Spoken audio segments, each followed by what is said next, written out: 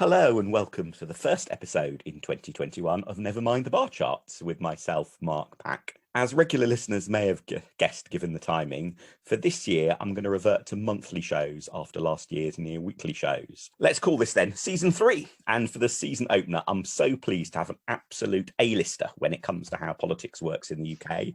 Professor Meg Russell of the Constitution Unit and a former special advisor to Robin Cook when he was leader of the House of Commons.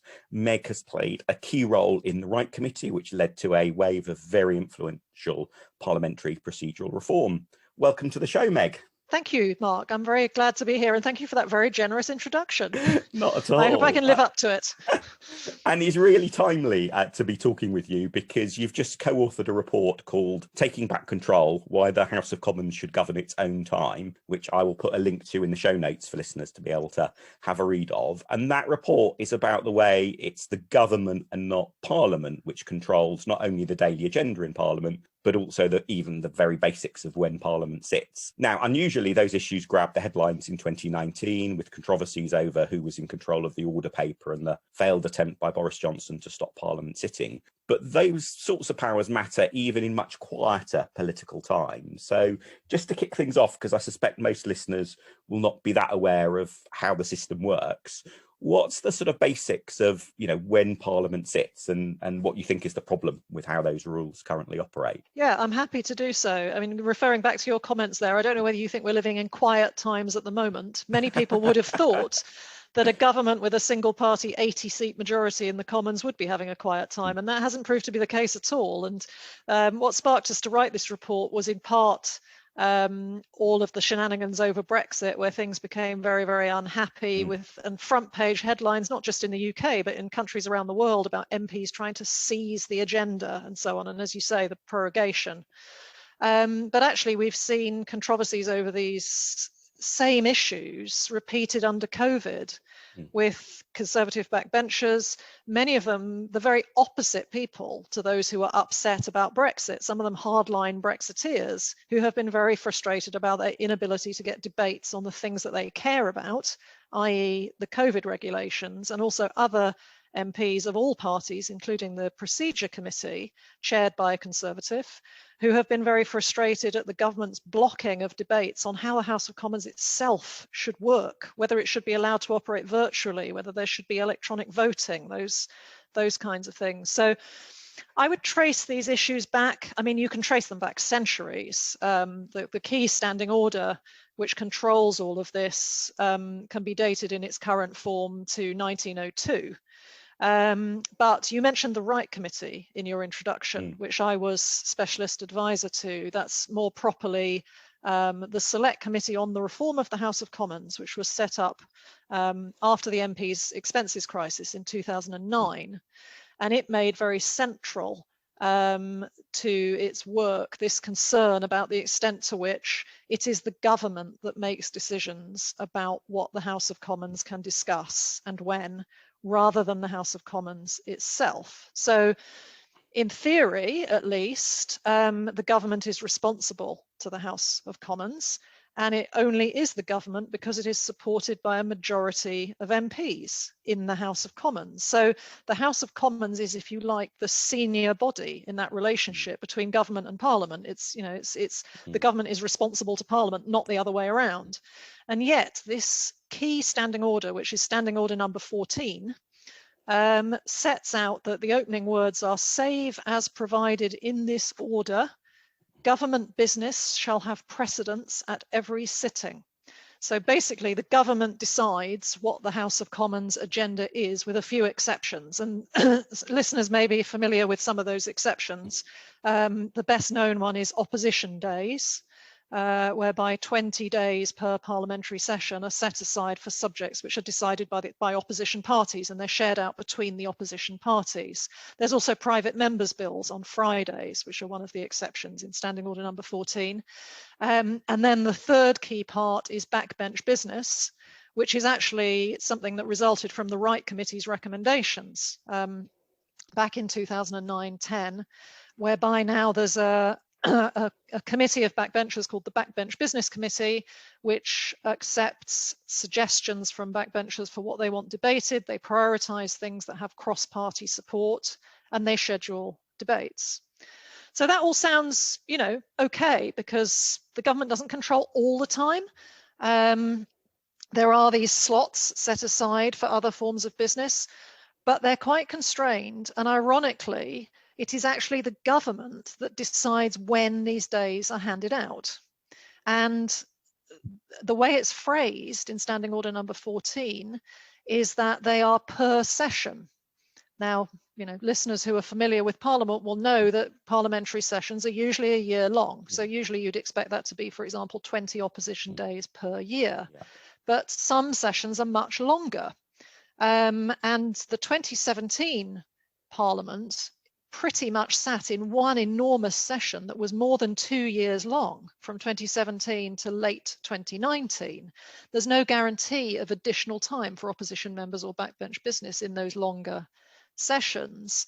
And during the most heated bits of the Brexit debates, all of that seizing the agenda by people like Dominic Grieve and Oliver Letwin, the government had actually denied opposition time for 5.5 months.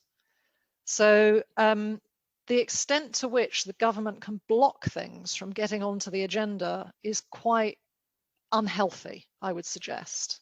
And I guess some of those, even when those slots are sort of operating in a reasonably, you know, fair way, I guess there is also the problem that, like, for example, the opposition day slots, on the one hand, the opposition party can pick a topic of debate and in that sense has control of what happens. But as we've, you know, seen, I guess it feels like increasingly recently, the government can just decide to say, okay, basically, we're not going to turn up. We're going to abstain on the vote. And it doesn't mean anything. So if you actually want Parliament to be able to have a direct control over something, control seems to be, you know, the verb that's meant to be in favour at the moment. You know, things like opposition day motions are a pretty inefficient way of doing that. Private members' bills are a little bit different, I guess, because they can become legislation. But again, there are lots of constraints around the practicalities of what you can actually get through as a private members' bill. So it does feel like, in that sense, not only, as you say, are those three different sort of safety valves, you know, open to sort of government sort of restriction and control to an extent, is even when they're working at their best, it still means the Parliament is pretty much dominated by what the government wants to do, isn't it? Yes, I mean, there's an awful lot there in what you said. I would say private members' bills, we mention them because they are one of the exceptions to Standing Order number 14. We don't really analyse them in any detail in the report, because there have been various reports over the years calling for reform of the private members' bill process from the Hansard Society and also from the Chamber's own procedure committee. There are special things about that process. They can be very easily talked out. You need a quorum, various sort of techie procedural things that make it very difficult to get a private members' bill. Normally one Tory MP shouting from the backbenches object seems to be enough to kill a lot of good ideas. Kind of thing. Yeah. I mean, the primary way actually in which we mention private members' bills in the report is to point out that the Chamber's Procedure Committee has for years wanted reform of that process, but it cannot get agenda time to discuss its proposals, its own proposals. I hadn't realised that. How ironic. Yeah, because the government denies the time. So going back, you were talking about opposition days, and actually you've mentioned the name of the report again, and I should say it's obviously a bit of a play on Brexit, take back control. But it's interesting that at the very beginning of the report, we quote the Wright Committee and its central concern, where it's not exactly the phrase take back control, but it virtually says the Commons needs to take back control from the government. And that kind of resonance from more than 10 years ago to now, and the fact that the failure to implement some of the proposals from the Wright Committee to rectify that landed us up in this very antagonistic, nasty situation over Brexit is kind of quite ironic. You're right about the opposition days. With the government increasingly getting in the habit of whipping its MPs to abstain, We had a recent event, there have been several of these, where the government whip is to abstain and people rebel against the whip by turning up to vote for the opposition motion, or even to vote against the opposition motion. But this desire by the government to just sort of hold their noses, pretend that the opposition days aren't happening, was very highly criticised. And that habit began also in the 2017-19 session. It was a product of minority government, which of course was a very unusual thing happening in that parliament at a time when the government had something massively controversial to deliver in terms of Brexit. And their answer to opposition days was just not to participate, because it was quite likely they were going to get defeated on things a lot. This was very controversial, including on the government's own backbenches, by many members who basically, hugely respect Parliament and want Parliament to be respected. The Public Administration and Constitutional Affairs Committee of the Commons, which is now and was previously chaired by a Conservative Brexiteer. It was Bernard Jenkin at that time, very outspoken Brexiteer. They were very critical of this approach by the government to basically treat Parliament with disrespect by ignoring opposition motions. And I think it backfired on the government in the end, because the very nerdiest of your listeners may remember that the opposition started using a procedure called the humble address to basically require the government to publish documents, because the humble address, a bit like, as you say, with private members' bills, that was considered to be one of the few mechanisms that parliamentarians had to actually make something happen, for sure, to actually force the government to do something. And they did things like insisting that the legal advice on the backstop was published, and that caused much nastiness because the government refused to publish it, and then the government was voted by the House of Commons to be in contempt of Parliament.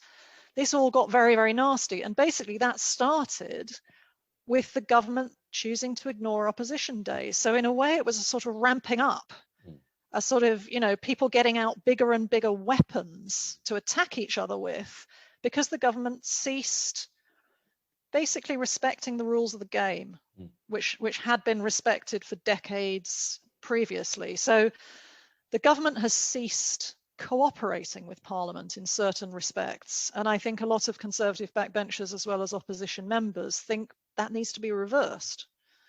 And so your report is, I guess, the parliamentary equivalent of the UN in that sense of hopefully the grand plan that will put things back together again, rather than leave us in a world of ever escalating sort of procedure and counter procedure measure. So what's the solution? And I'm particularly interested in what's the solution for parliaments where there is a one-party majority government, because I guess, and you might expect me to say this, I hope that one-party majority parliaments are going to be an increasing rarity in Britain's future. But clearly, they have been in recent years. But clearly the real test in that sense of the relative powers of Parliament versus the government is when you have a one-party majority, because if you have no party majority, there's a whole set of other political safety nets in that sense that come in. So what's the solution? Well, it's interesting. If you go back to the Wright Committee again, its report published in 2009 was obviously in a period of single-party majority government. It was followed then by a coalition, which had a comfortable majority with the combination of the two parties, but was followed by a coalition. But the Wright Committee, I mean, I feel slightly ashamed of this actually when I went back, because I was, as an advisor to it, I had a role in writing. I didn't write the report, but I had a role in writing the report. And although the report predicted the possibility of a coalition government, I was somewhat shocked, going back to it again, to see that it did not consider the possibility of a minority government. And of course, minority, really? How no, the phrase does not appear in the report.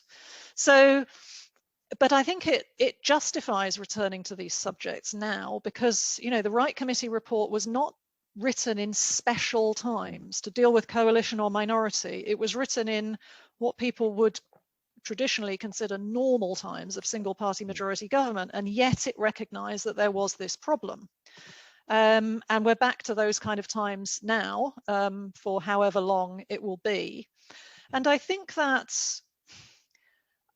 I think the minority government time was very unique. And my own guess is that politicians will be wary of forming another minority government following Theresa May's experience. I mean, you don't always get what you want. And of course, if parties refuse to serve in a coalition, there may be no choice but a minority. But I think that people will have had their fingers burnt by that. So we may be looking at majority government for a time to come, be it single party or coalition. And I think some of these tensions were visible in the coalition years as well. Basically, what the reforms that we're proposing would do is, yes, strengthen the opposition to some extent by guaranteeing a fair number of opposition days in longer parliaments, and ensuring that what we recommend is that rather than setting out a number of days per session, there should be at least one day every fortnight, say, something like that. So the government cannot withhold time for months on end from opposition parties. And if sessions are longer, then there are more opposition days. But mostly what our recommendations would do, and the central recommendation, this goes back to your original question about how the system works, the central recommendation would be that the agenda for the week for the House of Commons, which is currently announced to the House of Commons by the Leader of the House on a Thursday, and MPs can complain about it, but they can't amend it. They don't actually get any say over it. That rather than it being simply announced, that it be tabled as a motion and that it be amendable, and it requires the House of Commons support. That was originally recommended by the Wright Committee, and it was the central recommendation from the Wright Committee that was not implemented. What would that do at times of majority government? I think it's very important to emphasize that a lot of the time it would not, as I said at the launch event, this is not a revolution. We are not proposing a revolution. We are proposing a kind of safety valve. A majority government is by definition supported by a majority of MPs on most things. And those MPs want the government to deliver on its manifesto that they were elected upon. They generally support the government's policy direction. But there are times, and we saw this before 2010 when the Wright Committee was operating, and we've certainly seen it in recent months under Boris Johnson and COVID, that there are times when government backbenchers are frustrated that certain things are not being discussed. So by having a vote in the chamber on the weekly agenda, you would mostly be empowering government backbenchers, and you would be making the government more responsive to its own backbenchers. I would suggest that you wouldn't see the agenda voted down or amended very often. What you would see is the government thinking through in advance what MPs are likely to accept, maybe talking to key figures like, if the chair of the 1922 committee under a Conservative government is very frustrated that certain things are not being discussed, those conversations go on behind the scenes, and a Conservative Prime Minister, Conservative Leader of the House would make sure that those concerns were taken into account rather than have a showdown on the floor of the House of Commons. In recent months, last September, we saw the chair of the 1922 committee himself leading a rebellion on Parliament's lack of consultation on the coronavirus regulations, a hostile amendment signed by over 50 Conservative MPs to try and get more debate. So if you don't listen to your backbenchers, these pressures come out, and sometimes they come out very publicly. If the Commons had had some control over its agenda and could amend and vote upon it, we would never have got into that very fractious situation. And I also think we would not have got into these arguments about seizing the agenda and so on, which other government backbenchers like Dominic Grieve led on during the Brexit time. And I guess also, one of the things with a power like that, as you've rightly said, is that the threat of using the power or attempting to use the power in itself can be quite influential. The other is that even if you have a vote which the government wins, it does draw attention to a decision that's been made. And I can see how, if there's a topic the government and the governing party doesn't want to talk about, and the opposition or an opposition party or combination of opposition parties therefore try to amend the agenda to get some time for an issue, and even though they know it's going to be voted down, that provides a moment of, as it were, simple confrontation that is the sort of thing that can make for media coverage and give an impetus to something, in a way that at the moment those sorts of things happen in such a obscure procedural way and so behind the scenes that they almost never make it into news stories. So I can see how, and the reason I emphasize, I sort of mentioned that in part is because I think one of the things we've not always been great at in the Lib Dems is thinking about the power implications of particular procedural changes, as opposed to whether the procedure in itself is a good thing or a bad thing, but also what does the threat of using it mean. Yes. And in fact, we've got this in a very tiny, minor way in the party at the moment. One of the things I keep on prodding my colleagues on is to say, look, I think it should be easier for people to sack me. So I've been elected as by party members as being party president, and short of kicking me out of the party, there is no way of sacking me as president. And actually, I think in the long run, it's a lot healthier if there is some sort of no confidence mechanism.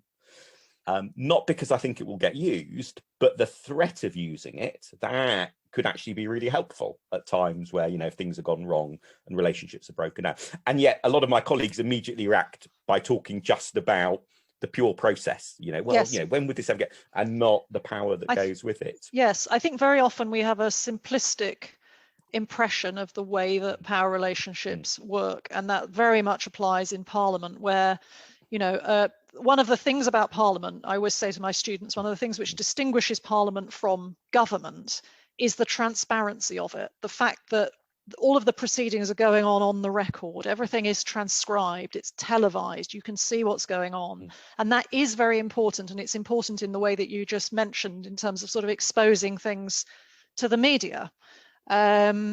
And that is part of Parliament's power. The fact that the government has to come along and explain itself and its arguments are tested in a public forum is very, very important. And that in itself is a form of power. But also, and I very much emphasize both of the things that you've just mentioned in the last book that I wrote, which was published in 2017, called Legislation at Westminster, about the legislative process, which coincidentally was co-authored with the same person, Daniel Gover, that I've written this report with. We suggested that there were various forms of power in the legislative process, only the crudest of which is the ability to the actual defeat of an amendment. There's so much more that goes on, and despite the public nature of Parliament, a great deal of what goes on privately, in back rooms, and even actually simply in people's heads. So I'm not talking about sort of, dodgy smoke-filled rooms or whatever, but negotiation and compromise, very often with the government's own backbenchers behind the scenes, people expressing their concerns privately, ministers giving concessions, and therefore key backbenchers coming to the chamber and saying, well, I'm delighted to be able to support the government. They're not just being creeps. Very often they've had quite sharp exchanges with the government behind the scenes saying, I will not support you unless X. The government says X, and then the backbencher turns up and says, you've got my support. That's part of the dynamic. And there is a risk, and I think we've seen this over COVID actually, that the Johnson government has seemed quite averse to scrutiny. It seems like it has an instinct to run from scrutiny and to take decisions privately and just announce them at press conferences and so on, and make decisions very late. And I think most people can see that that hasn't made for good decision making, that actually preparing yourself to appear in front of the House of Commons and answer awkward questions and to have to get your backbenchers on side makes you think through in advance what you're putting. And therefore you interrogate your own policy more closely yourself, and you may spot some of the loopholes before they ever come to the public gaze. So absolutely. And again, just to use a very minor Lib Dem comparison, we've got our spring conference coming up in, about 8 weeks from recording this. And so I've just been starting to give thought to what are the questions that members may ask me. but also, therefore, what are the things I need to make sure get done between now and conference so that the answers I can give are better answers? And that, there's a real value. And I'm sure there'll be a moment during the question session, Q&A session that I do, where there'll be a question that will, as it were, annoy me, and I would wish we didn't have those sessions at all. But, you take a step back, you think clearly that sort of accountability is really beneficial because it ends up with better decision making.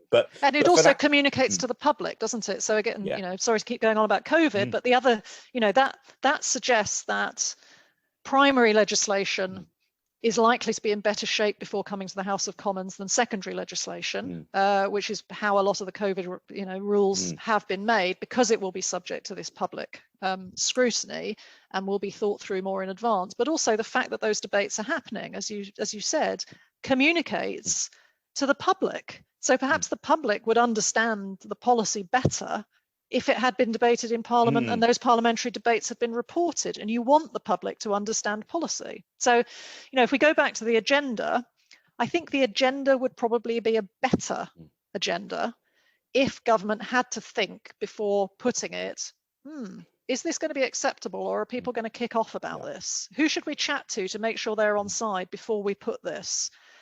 That would make government accountable to Parliament, and it would make for better policy.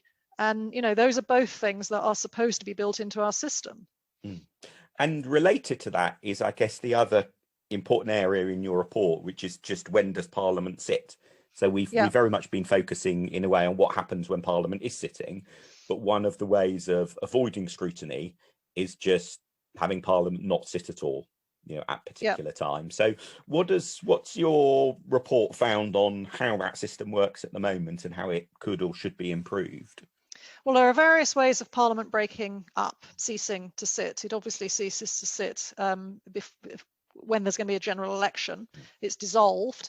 It adjourns quite frequently for what we tend to call recesses. So, before the summer, for Easter, for Christmas, that kind of thing. And then there is prorogation, of course. And the big controversy over Brexit was prorogation, when things were getting very, very sticky it was the Johnson minority government, the Johnson sort of fag end of the minority government at that point, and it looked like things were going to get very difficult for him, and therefore, was it connected or was it not? Well, that's a matter of debate. But for whatever reason, he chose to prevent Parliament sitting for more than 5 weeks, and that wound up in the Supreme Court. Prorogation is a decision which Parliament has no say over whatsoever. So dissolution, the way things are at the moment, under the Fixed Term Parliaments Act, either you run the full term or there has to be a vote in Parliament to trigger some sort of, there are various kinds of votes in Parliament, but some kind of a vote in Parliament has to happen in order to make an early general election happen. And actually adjournments do have to be put before the House of Commons. The House of Commons does have to agree to its own adjournment. And in fact, there was an example of that power being used very close to the time of prorogation, because you may remember that one of the reasons that the government gave for having this long prorogation was a claim that they were making room for the party conferences, which were going to happen in the autumn. But actually, you normally have an adjournment to allow for the party conferences, and MPs decide whether to go ahead with it. When the prorogation had been struck down by the Supreme Court, ministers came back and proposed a motion to adjourn for the party conferences, and MPs said, no, sorry, we don't want to. So that showed that power can work. It's not brilliant, because again, the way that motion is put, it's obviously better than the agenda, which isn't a motion at all. It cannot be debated and it cannot be amended. So if the Leader of the House comes forward and says, let's break up for Christmas on the 18th, and MPs really want to break up on the 21st, all they can do is vote down that motion for the 18th, and they can't even have a debate about it. And that seems to me inadequate. And we suggest that it should be an amendable and debatable motion. But the bigger problem is prorogation, where Parliament doesn't have to be consulted at all. And we say that really there needs to be a parliamentary lock on that. So the House of Commons should have to vote in support of prorogation. I mean, some people argue we should get rid of prorogation altogether. Arguably, you don't need it.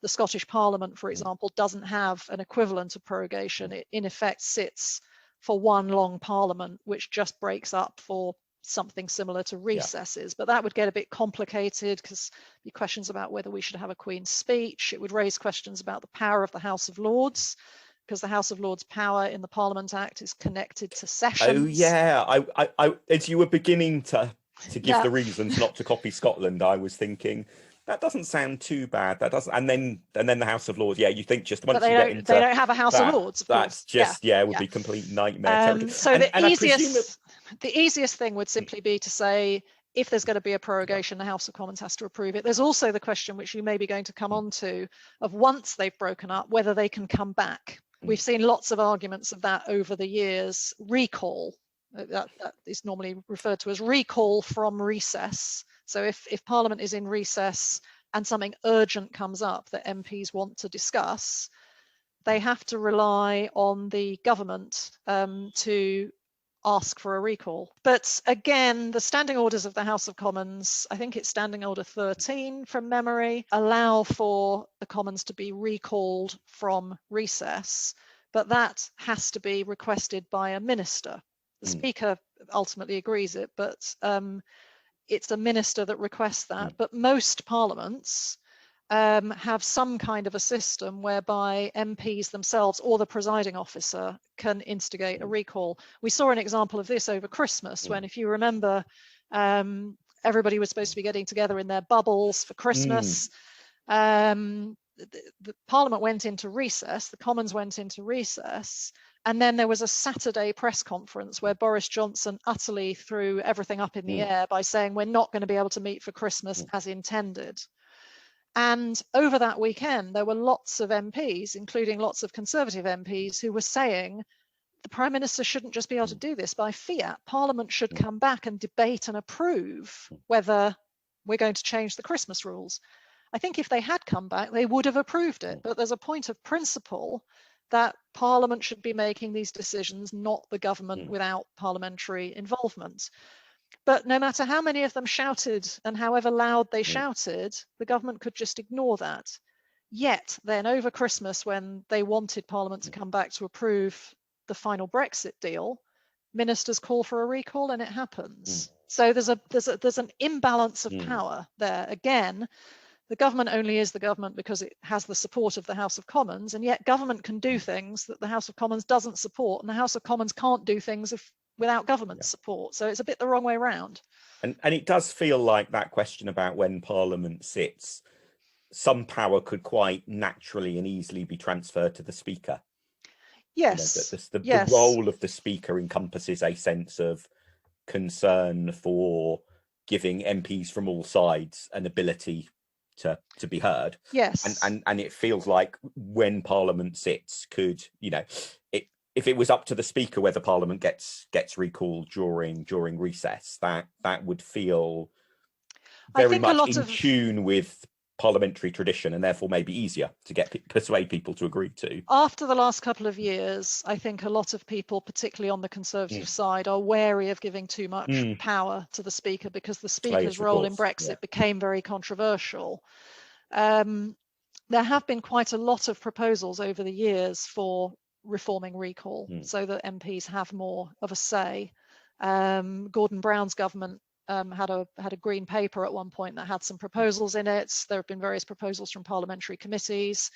I think you need quite a strong safeguard, partly to protect the impartiality, to protect the reputation of the Speaker, so that the Speaker can't be accused of just sort of willy-nilly calling MPs back because they feel like it, But most of the suggestions have been about having a significant body of MPs. Maybe a quarter, maybe a third, maybe even a half, which would be quite hard to achieve when the House isn't sitting. But of course, with WhatsApp and, there are numerous ways of communicating now, which would have been very difficult for MPs to communicate with each other about whether they wanted to be recalled 20 years ago. Now you could get a petition organised in 24 hours with lots of MPs' signatures on it. So I think the Speaker needs to play a role. The Speaker needs to adjudicate, and that's the case now. The government does need the Speaker's agreement, but there needs to be a significant body of demand, I think, and it needs to be cross-party, I think. So you probably need to say, in times of majority government, some government backbenchers need to be on side with the idea. It can't just be an opposition that, you know, has 30 or 40% of the seats, which is constantly trying to get government MPs back from their summer break, just to be a nuisance. But there have been many occasions in, you know, if you look back over the last couple of decades, things like the war in Iraq, when there was a lot of concern on the government's own backbenches and people wanting Parliament to be recalled, wanting to be consulted, and the government not always being responsive. And so ending that would be a good idea, I think. Yeah.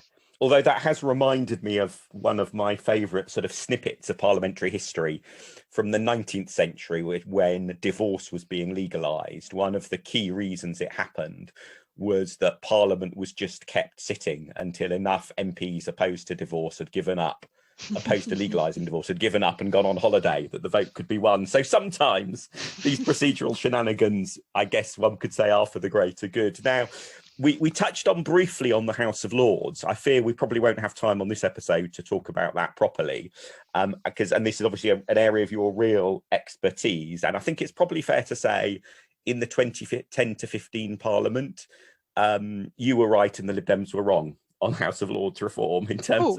Tell me how. So I very much hope that's a topic we can return to in a future episode in more detail.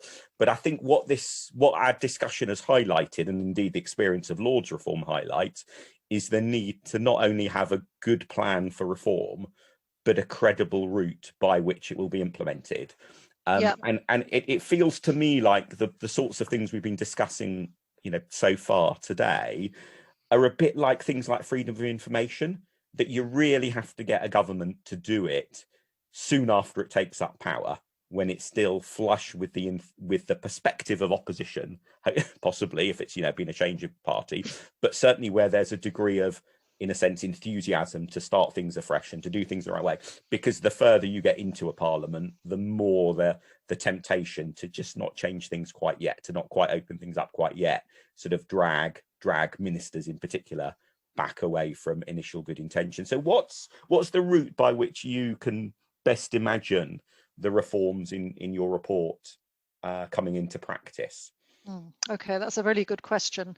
Since you mentioned the Lords, I think there are some parallels to be drawn here with Lords reform. I'm very flattered that you think I was right and the Lib Dems were wrong, but you haven't elaborated even for me, let alone for your listeners. I will leave that therefore as the little trailer hanging in the air to entice people back to a future episode. I must say one of my favourite dinner party stories back in the days when we used to have dinner parties was to recall the conversation that I had with Nick Clegg, where I told him that Lords reform was more difficult than he anticipated, and I think on that, yes, I was right and he was wrong. If that's what you're referring to, having worked for Robin Cook, you know, you could see behind the scenes just how difficult it was. And I think what the reforms that we're proposing here were referred to at the launch event as a modest manifesto by the former clerk of the House of Commons. And I think here, as in Lords reform, small reforms can actually make a huge difference. I think the history of Lords reform shows that. And I think here, you know, we're proposing some small tweaks to standing orders. But if we made the simple change of making the House of Commons responsible for deciding its own agenda, I think that would unlock an enormous amount. So I think small reforms should not be, you know, frowned upon. Sometimes they can make a big difference. And yes, on your point about how to get it done, well, I suppose crudely looking at what the report says, one of the things that we suggest is that there does need to be some sort of a cross-party formal review, taking forward some of the issues that we discuss in the report and making firm recommendations for procedural change.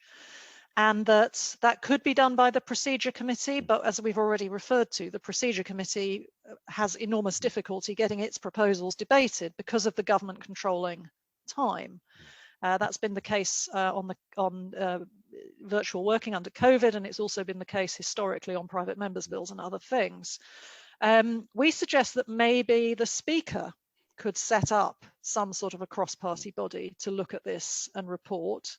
Several of the Speaker candidates, actually, when John Bercow was replaced, argued that there needed to be a review of standing orders. And I think, we've had such big flashpoints over the last few years. Looking at this really seriously, perhaps under the Speaker's auspices, would be sensible. And then you would have a set of proposals on the table. The question does become, how do they get agreed? I think a public process, I hope we've begun that process with the publication of the report, and a formal review would take this further, just to sort of build up a head of steam, get people talking about the issues, get senior figures coming out saying that they think they're a good idea. I was delighted that just after the report was published, at the launch day and then in the subsequent days, the chair of the Procedure Committee welcomed some of the recommendations, as did the shadow leader of the House, as did the former leader of the House, David Lidington, who's very widely respected. So, if you can get more people coming out for something, you build up a sort of head of steam. But at the end of the day, yes, with the government control of the agenda, if the government is hostile to your proposals, it's quite difficult to get change.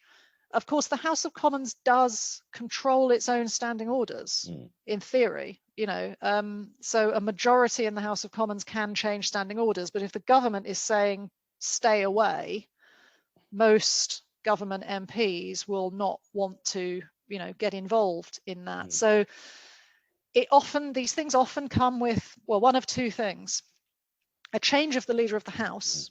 We have a very conservative, with a small c as well as a big C, leader of the House at the moment in Jacob Rees-Mogg. But if, as I just said, David Lidington was much more friendly to these proposals, and he was a conservative. You saw this under Labour. Robin Cook was a reforming leader of the House. John Reid was not. Jack Straw was. So the personalities matter. Yeah. And if you got a leader of the House maybe later in this Parliament who felt that there was some bad blood between the government and its backbenchers that needed fixing, perhaps they would look to some of these proposals. Otherwise, often it's the opposition who picks up proposals and wants to beat the government over the head with them and say, why aren't you doing this? Why aren't you doing this? Why aren't you doing this?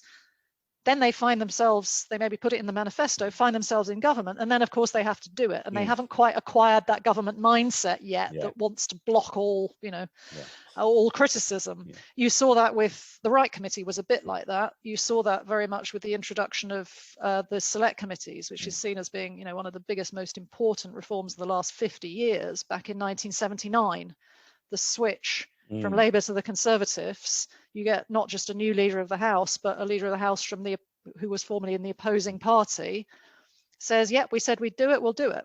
Yeah. So, these things can lie on the table for a long time, quite often, before they get picked up. But the more people are talking about them, the more people are agitating for them, the greater the likelihood that they go in different people's reform manifestos and that they ultimately happen. Well, hopefully in a very small way then, this podcast has helped contribute towards parliamentary reform. And I think particularly because the measures you mention are ones that don't have a public expenditure commitment. Absolutely. Or any sort of, more money for politicians angle to them. And also because they're relatively quick to do, the standing order amendment is a relatively simple, straightforward measure. There will be an opportunity in the next few years to bring them to life, because you've given a really good explanation about why these sorts of reforms will be really And I think valuable. This is nerdy stuff, I absolutely do not deny, but I think the public can probably see the logic that Parliament is responsible to the public and the government is responsible to Parliament. So really it should be Parliament which is making the decisions here, not government. Although very often Parliament will support government because very often government has a majority there, and that's all fine, but it's an accountability question, and that accountability chain goes all the way back to the public. Yeah, absolutely. Well put. So thank you so much for your time today. Very much hope can have you back on the show in the near future to talk about House of Lords reform. Well, thank you for allowing me to sound off, and I'll gladly do so on Lords reform on a future occasion. So listeners can find Meg and her colleagues in the Constitution Unit on Twitter at @conunit_UCL. myself at Mark Pack, and this podcast at Bar Chart Podcast. And do look out in the show notes for follow-up links to what we've discussed, including the report that Meg has co-authored and also the book that she mentioned, Legislation and Westminster. And if you like listening, please do tell others about this podcast. Remember, you might be helping contribute towards parliamentary reform if you do share this podcast. And do give it a rating or review in your favourite podcast app. Thank you until next time.